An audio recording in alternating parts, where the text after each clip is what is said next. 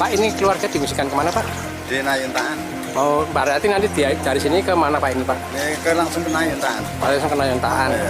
Gang 15. Ke tempat keluarga berarti, Pak? Keluarga anak.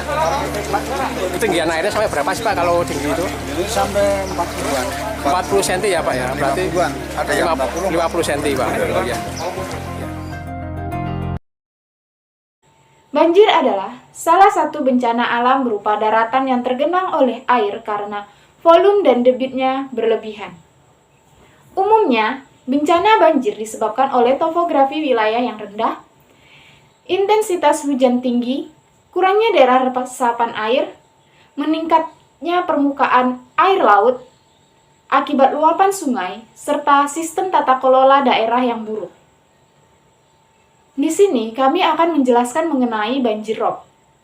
Banjir rob merupakan genangan air atau banjir yang berasal dari air laut. Banjir ini dipengaruhi oleh pasangnya air laut, sehingga daratan di sekitarnya akan terendam. Banjir rob juga dikenal sebagai banjir genangan. Kondisi ini sering terjadi di daerah dengan daratan yang lebih rendah dibanding permukaan air laut. Secara sederhananya, banjir rob merupakan banjir di tepi pantai karena permukaan air laut lebih tinggi dari bibir pantai atau daratan di pesisir pantai.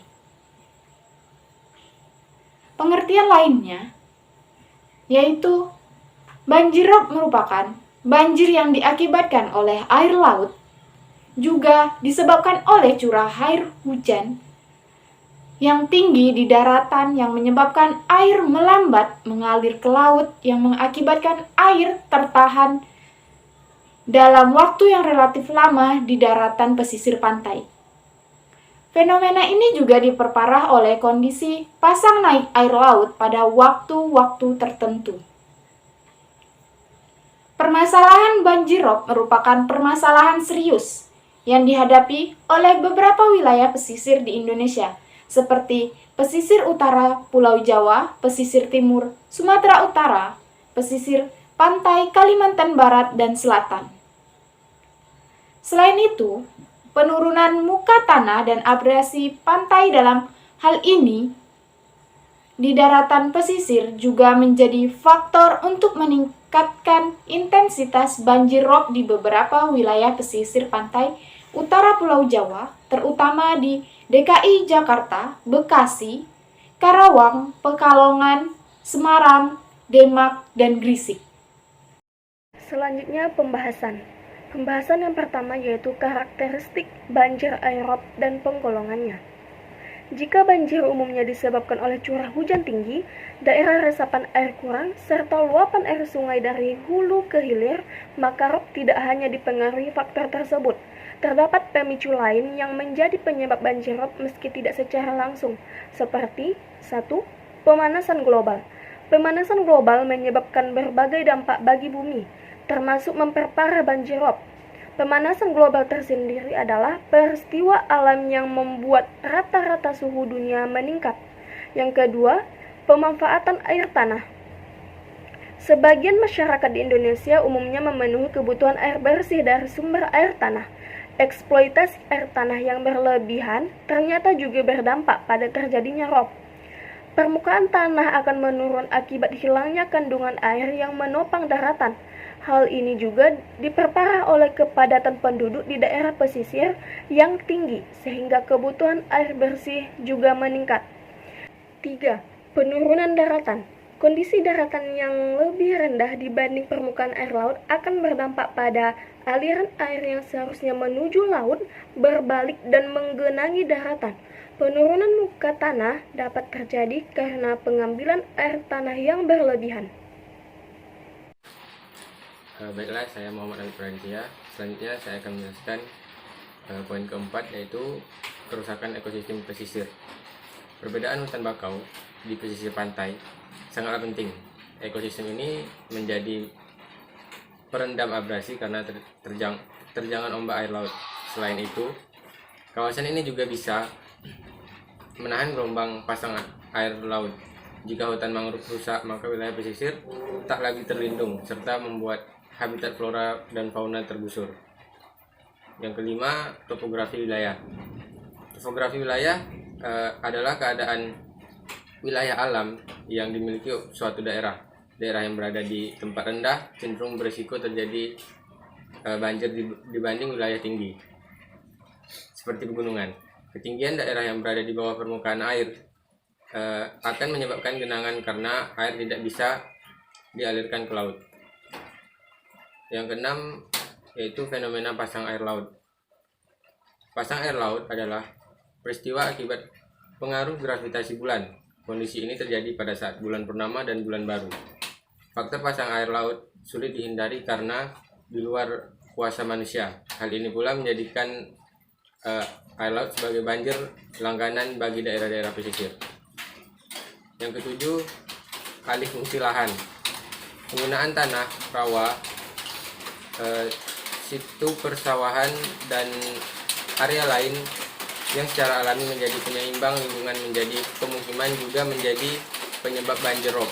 Kawasan yang harus menjadi daerah resapan air justru dibangun perumahan dan jalan sehingga mengganggu resapan air dan tanah. Kondisi akan menjadi parah jika rob disertai dengan curah hujan tinggi. Yang kedelapan, penyempitan bantaran sungai. Bantaran sungai atau kali yang menyempit merupakan penyebab banjir rob. Volume air yang meningkat tidak dapat lagi ditampung oleh sungai sehingga menggenangi area permukaan warga. Yang kesembilan, kebiasaan membuang sampah. Apapun yang sudah tidak bisa dimanfaatkan oleh manusia disebut dengan sampah. Kebiasaan membuang sampah ini biasanya terjadi di sungai dan menyebabkan pendangkalan serta penyumbatan aliran sungai. Kondisi tersebut akan mengurangi aliran debit air serta volume air yang seharusnya teralirkan dengan lancar. Selain itu, sampah yang menumpuk juga berpotensi menyebabkan penyakit berbahaya. Yang ke-10, sistem drainase yang buruk. Sistem drainase atau sistem tata kelola wilayah pesisir harus memiliki drainase yang baik. Tanah harus mampu menyerap air dengan baik dan menyimpannya sebagai cadangan air tanah. Ketika drainase tidak optimal, maka berdampak pada genangan air yang semakin parah. Banjir rob sendiri mempunyai beberapa ciri khusus atau karakteristik khusus yang dimilikinya. Beberapa karakteristik atau ciri-ciri banjir rob tersebut antara lain yaitu terjadi pada saat air laut sedang pasang, warna air tidak terlalu keruh, tidak melulu terjadi pada saat musim penghujan tiba, dan yang terakhir biasanya terjadi pada daerah yang mempunyai wilayah daratan lebih rendah daripada wilayah lautan. Kajian bahaya yang ditimbulkan oleh banjir rob. Yang pertama ada kerugian material. Kerugian material ini timbul karena banyaknya rumah warga yang terendam oleh banjir.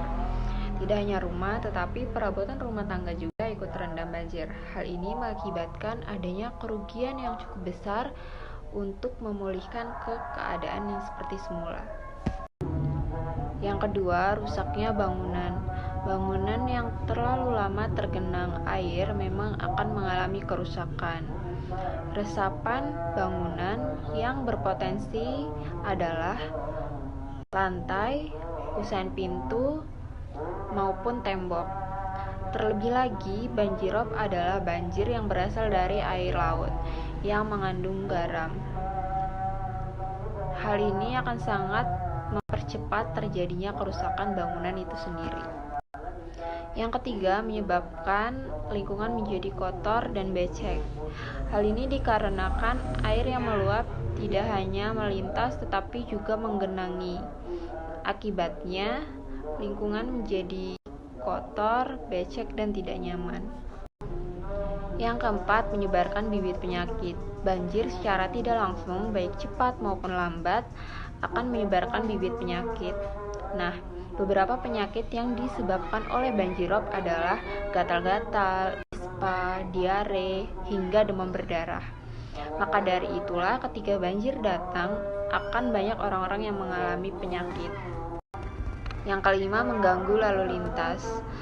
Hal ini dikarenakan air yang menggenangi tidak hanya menggenangi pemukiman penduduk seperti perumahan, namun juga menggenangi jalan raya, sehingga menyebabkan terganggunya lalu lintas di jalan yang tergenang air tersebut.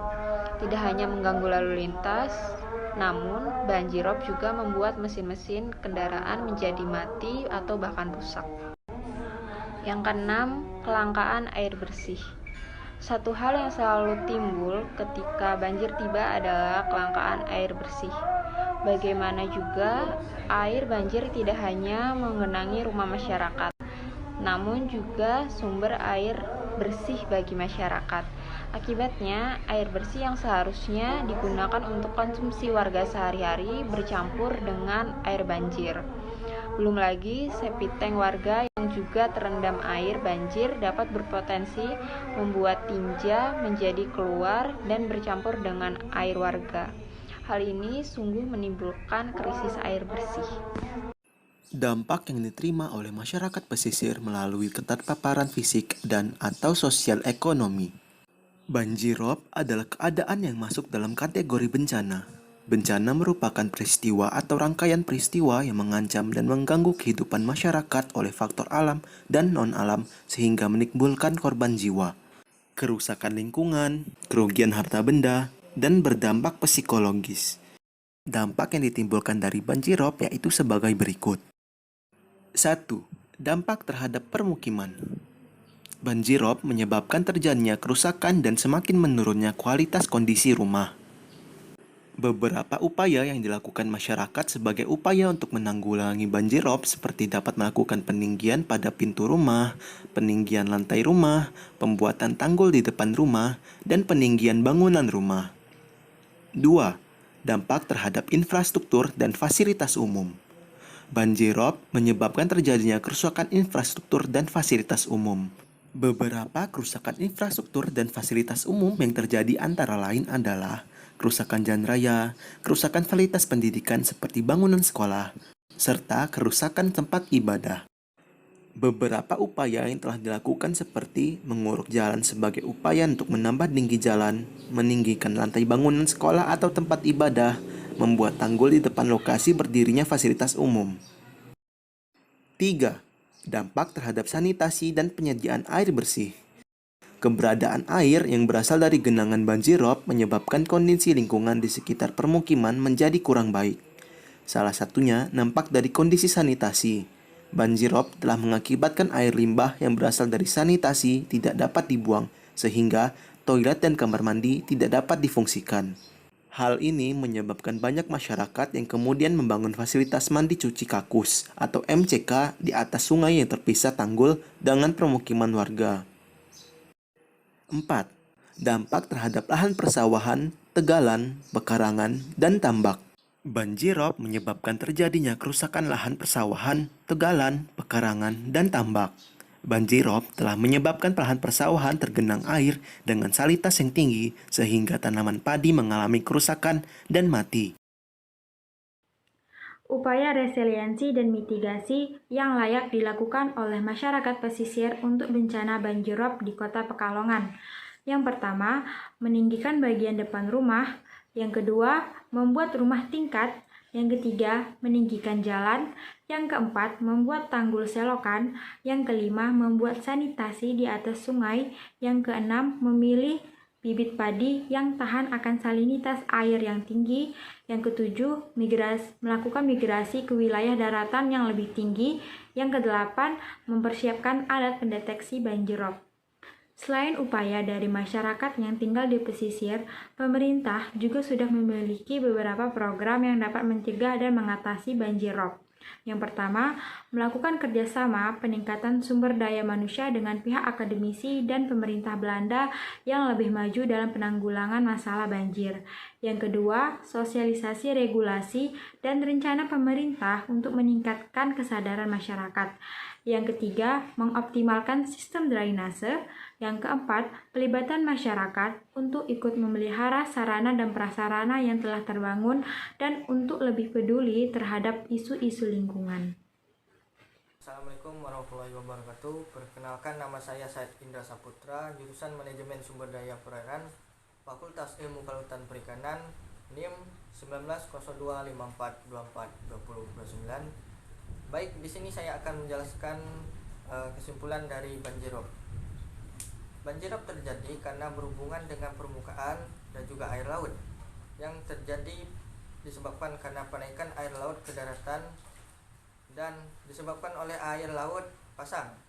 Banjirop akan terjadi sangat tinggi saat permukaan tanah di wilayah tersebut mengalami penurunan, dan juga bisa disebabkan angin topan maupun badai tropis, pemanasan global, hilangnya respon mangrove di sekitar pantai, dan juga tsunami. Baik, saya ucapkan terima kasih. Assalamualaikum warahmatullahi wabarakatuh.